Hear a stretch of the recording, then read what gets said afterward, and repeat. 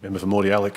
Thank you, Speaker. And it's devastating to rise and reflect on another tragedy touching so many people across our world and in our communities in Victoria, having only some weeks ago reflected on New Zealand, now Sri Lanka, and an example in the US on an attack on a synagogue.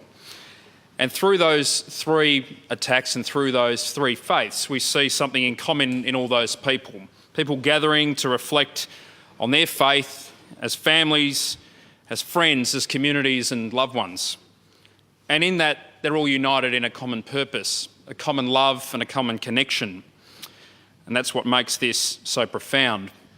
How do you put into words the extreme grief that we all feel? I think it's summed up in Sadesh's reflections on his daughter, Alexandria, where he said, all she wanted to do was dance. And I think that touches a human chord of all of us, of people going about their lives in their faith, and those communities affected who were on holidays across the world and sharing in the beauty of this great country. It touches us all because an attack of any nature of terrorism touches all of our community, of our liberty, of our freedom.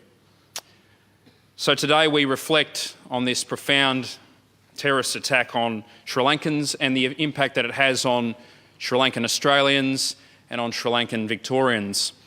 Half of all Sri Lankans in Australia live in Victoria, and a great number of those Sri Lankans live in the southeastern suburbs of Melbourne. And as our southeastern suburbs grow and new communities are created, in our rich patchwork of a multicultural society that we know in Victoria and Melbourne, Sri Lankans have contributed wonderfully to that story. So it's hard to express the grief that we feel and put into words how we move forward in this moment.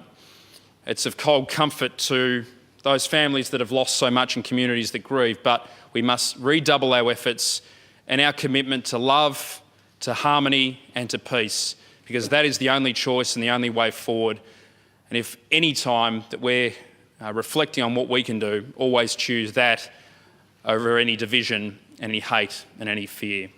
I support this motion and offer my sincere condolences to our Sri Lankan community.